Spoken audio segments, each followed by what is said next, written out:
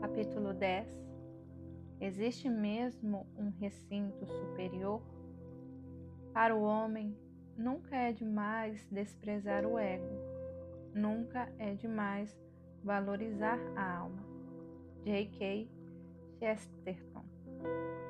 Às vezes não há maior demonstração de fé do que acreditar que há algo fundamentalmente bom nas pessoas cristãs com quem convivemos, especialmente em nós mesmos. Todos nós somos às vezes tão fúteis, tão resguardados, tão preocupados em convencer e em fazer as coisas do nosso jeito, e conseguimos com maestria disfarçar nosso iníquo compromisso em grandes esforços para favorecer o reino de Deus. Pense na última reunião de comissão da igreja de que você participou. Será que alguém realmente ouviu os outros? Será que alguém teve humildade suficiente para analisar o ponto de vista de outra pessoa e depois mudar de ideia com relação a alguma coisa importante? Por acaso você fez isso? Será que eu fiz isso? Na comunidade espiritual, as pessoas dialogam, falam sem manipular, ouvem sem preconceito, decidem sem interesses egoístas. A ausência de diálogo é clara evidência de que, na verdade, não acreditamos que os outros falam algo que vale a pena ouvir. E é prova ainda mais evidente de que nós mesmos, por mais que pensemos o contrário, também não falamos palavras dignas de serem ouvidas. Nossas palavras são muitas vezes corruptas, não as palavras edificantes que fomos exortados a dizer. Efésios 4:29.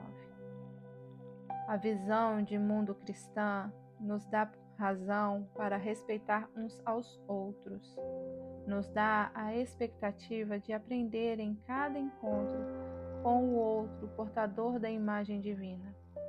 Só o cristianismo fornece um fundamento sólido para que cada homem considere o outro dotado de enorme valor.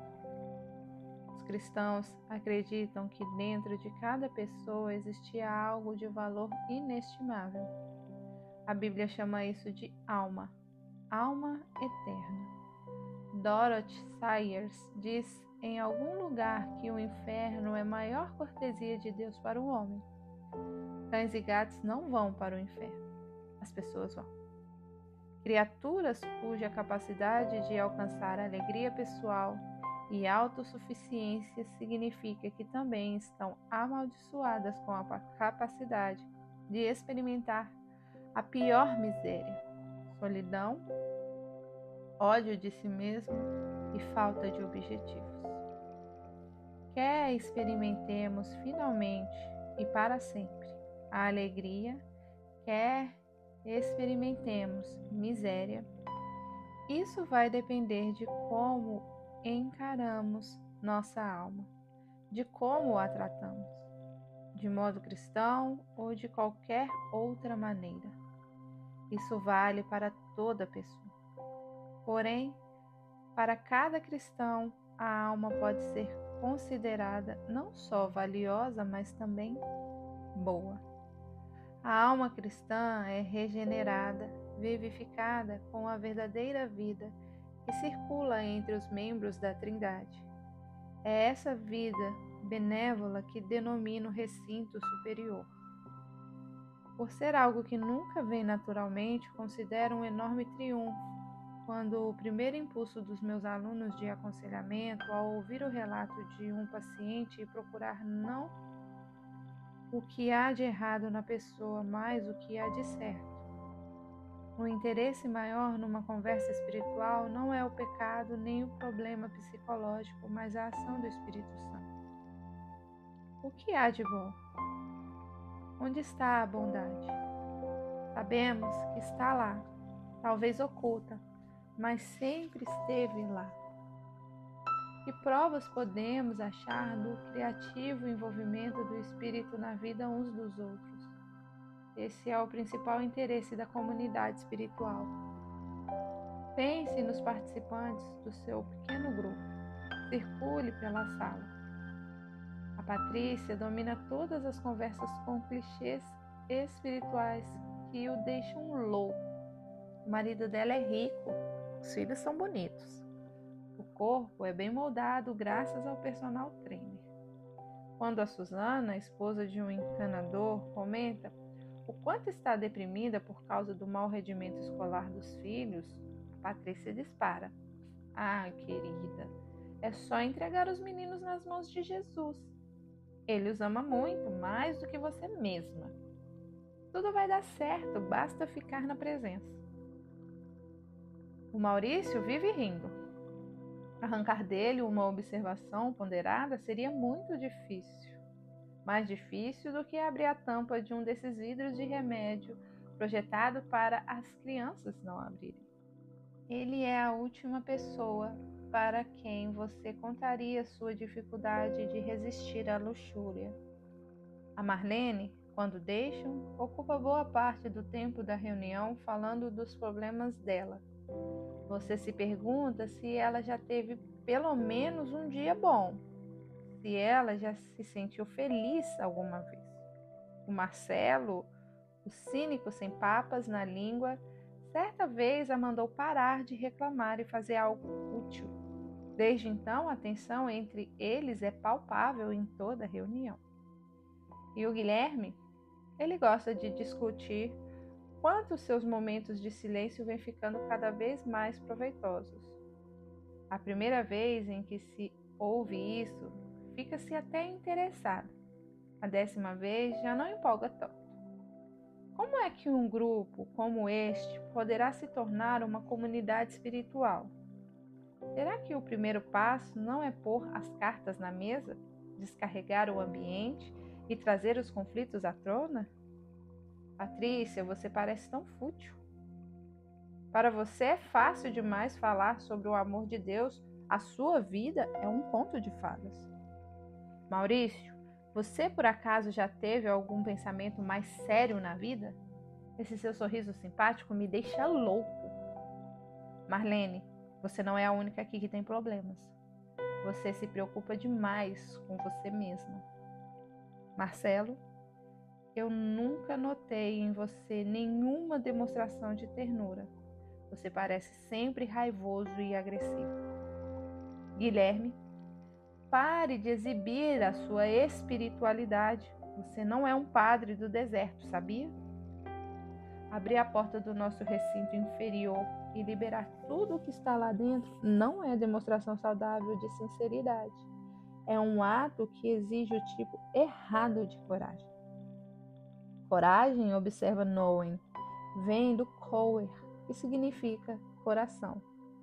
Ter coragem é dar ouvidos ao nosso coração, é falar do coração e dar de coração. Mas nosso coração tem 2 câmaras, uma superior e outra inferior. Falar lá de dentro do recinto inferior demanda coragem carnal, autoafirmação, a liberdade de falar o que se pensa sem se importar com o que o outro pensa. É muito diferente de coragem espiritual, de falar lá de dentro do recinto superior. Para que isso aconteça, alguém precisa ver o recinto superior, na Patrícia, no Maurício e no Marcelo, e também descobrir o próprio recinto superior. Os membros de uma comunidade espiritual veem um ao outro com a convicção de que Deus plantou algo magnífico em cada um deles. Pode estar bem escondido, mas a energia espiritual consegue visualizá-lo, trazê-lo à tona e desfrutá-lo. Quando isso acontece, é um milagre convincente. Jesus nos disse que o mundo iria acreditar nele quando esse milagre ocorresse. A comunidade espiritual é sempre um milagre. Jamais acontece sem o Espírito. Por exemplo, um bom casamento é um milagre que só pode ser acreditado a Deus. Já vivi muito mais tempo ao lado da minha mulher do que com os meus pais. Ninguém me conhece tão bem quanto ela. Talvez nossa maior batalha e, ao mesmo tempo, nossa maior bênção tenha sido visualizar o recinto superior um do outro. Tivemos 33 anos até aqui para encontrá-lo. A Rachel me dá a segurança da esperança. Eu tenho plena certeza de que nada que ela descubra sobre mim vai abalar a confiança de que, pela graça de Deus e só por ela, eu sou, em essência, um homem bom. Se eu tivesse um caso, as consequências seriam graves. Quem sabe o divórcio. Se eu persistisse nos caminhos tortuosos, mas bem lá no fundo do coração, ela ainda me consideraria um bom homem. E essa bondade que tornaria um caso extraconjugal tão trágico, tão anormalmente grotesco. Os porcos charfundam na lama. As pessoas tomam banho. Quando as pessoas imitam os porcos, algo está errado. Quando eu acredito que você acredita que eu sou um homem bom, não me inclino à arrogância ou à presunção. Descanso apenas. E no meu descanso sou mais capaz de enfrentar meu ego diabólico e depois descobrir e celebrar meu ego celestial. No que acreditamos a respeito uns dos outros, não só quando exibimos nossa melhor conduta, mas mesmo quando somos irritantes e exigentes? Thomas A. Kempis escreveu certa vez: não é fácil viver numa comunidade religiosa. Ele se refere à vida monástica, porém, o que disse vale para qualquer grupo de cristãos que anseiam por uma pródiga conexão espiritual. Somos de fato imperfeitos e a proximidade uns dos outros deixa isso bem evidente. Contudo, a distância é a solução errada. Ele depois acrescentou: é a complexa mortificação das paixões que faz um verdadeiro religioso. Mas será essa a solução correta? Minha resposta é um sonoro não. As pessoas espirituais não só mortificam as más paixões. Eu não vou ceder aos impulsos de criticar meu irmão, mas também celebram e se entregam livremente às boas. Eu tenho muito respeito por ele. Vou lhe dizer isso. Elas descobrem um recinto superior em seu coração remido, um lugar onde não há serpentes, só flores, pôr do sol, montanhas magníficas e fontes de água fresca e viva. É verdade, logicamente, que o espírito muitas vezes revela a mobília do nosso recinto inferior. Mas ele só faz isso para nos ajudar a apreciar a maravilha de Cristo e a encontrar o recinto superior que ele edificou em nosso coração.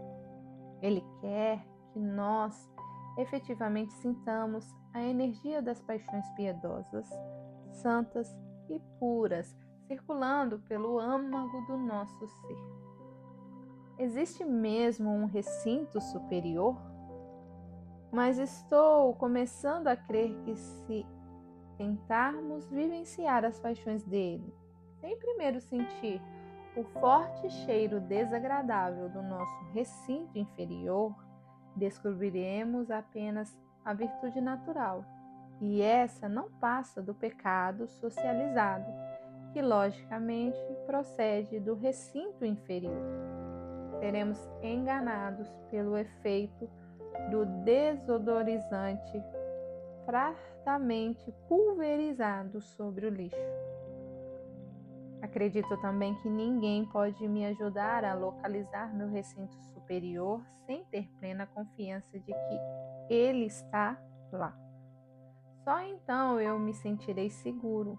Avaliar realisticamente o mal que há em meu recinto inferior é apavorante, mas quando eu revelo o que há de ruim em mim, o verdadeiro amigo espiritual permanece sereno. Ele visualiza algo mais. Conheço poucas coisas tão poderosas quanto confessar um terrível fracasso e ter ao seu lado um amigo que o contemple com grande deleite.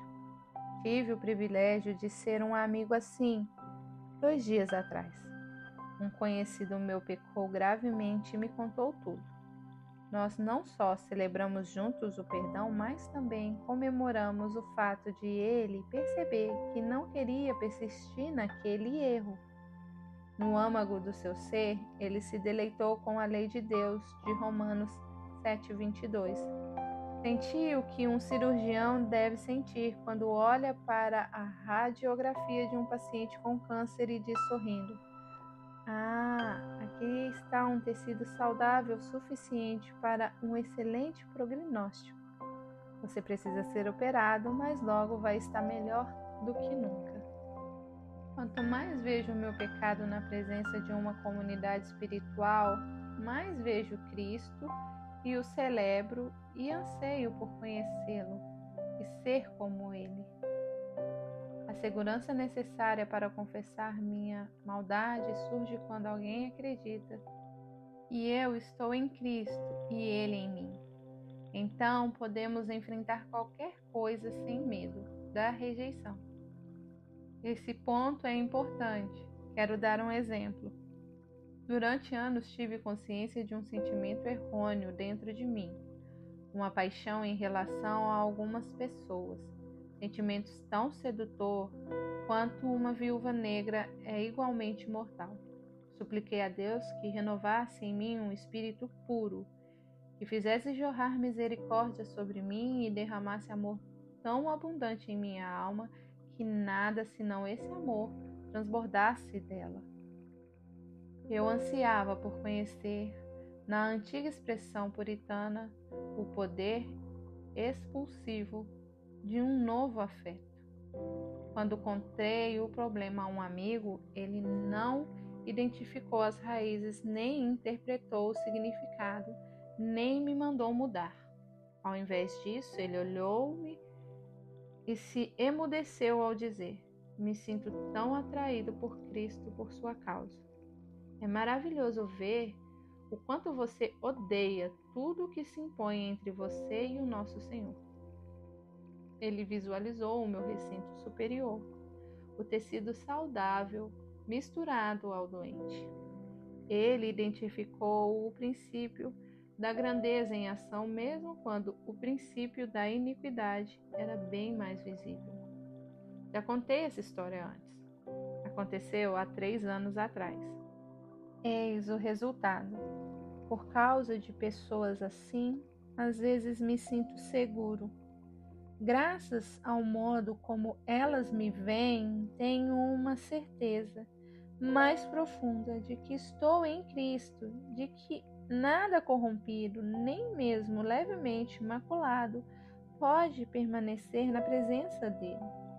E lá estou, e tenho uma certeza mais plena de que Cristo está em mim, de que debaixo de todo desejo vil há uma fonte propensa à santidade.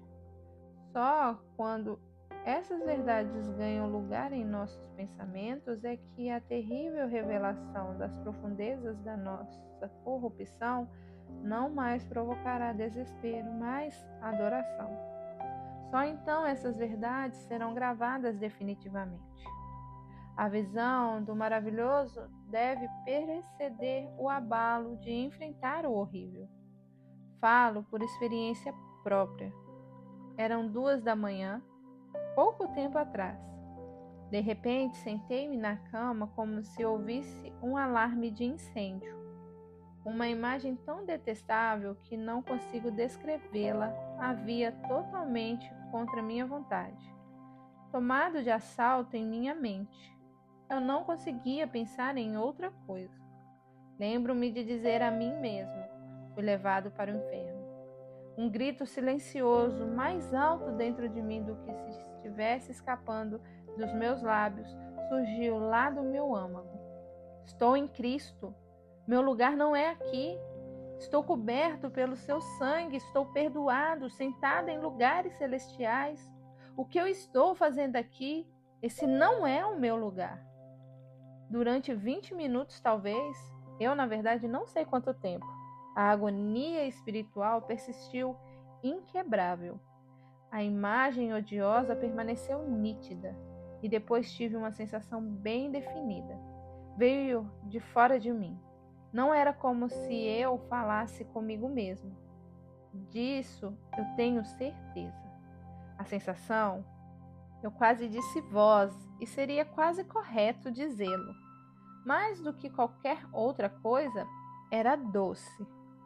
Com ouvidos que não eram físicos, ouvi alguém dizer: "É daqui que vem a sua raiva", referindo-se à imagem infernal. Logicamente, era uma repreensão, um juízo, mas parecia mais um convite. Foi doce, extremamente doce. Eu não tive dúvidas de que quem falou aquelas palavras me amava. Nunca antes ouvi a verdade tão horrível dita com amor tão ilimitado. Imediatamente relaxei. Sumiu a angústia, a imagem desapareceu, substituída de um só golpe por uma imensa paz. Eu fora alcançado a um lugar diferente. Meditando sobre a experiência, era como se Deus houvesse me segurado pelos pés e, com firmeza, me mergulhado no esgoto, até o odor fétido tomar todo o meu ser. Depois disso, me elevou até o recinto superior. Fui levado instantaneamente à mesa da comunhão com Jesus e os seus amigos. Vi ao lado de Jesus as pessoas que eu havia impiedosamente julgado. Cada uma delas misericordiosamente perdoada e carinhosamente acolhida.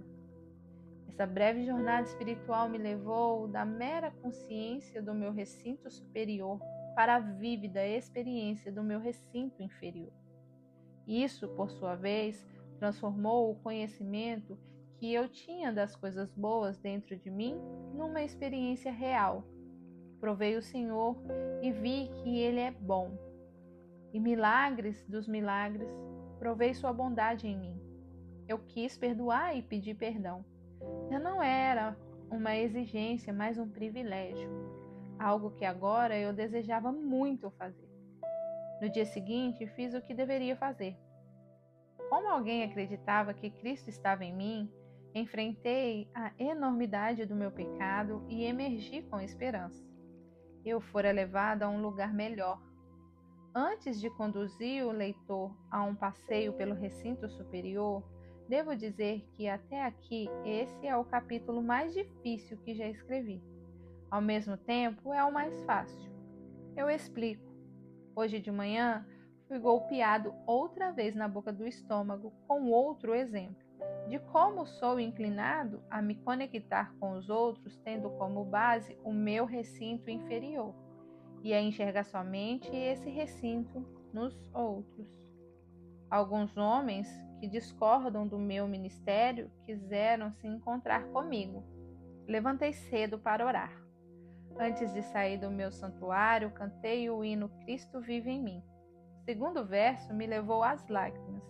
Ele diz o seguinte: como o sol longínquo faz brotar a flor da terra ruim, também a vida, a luz e o amor brotam de Cristo que vive em mim.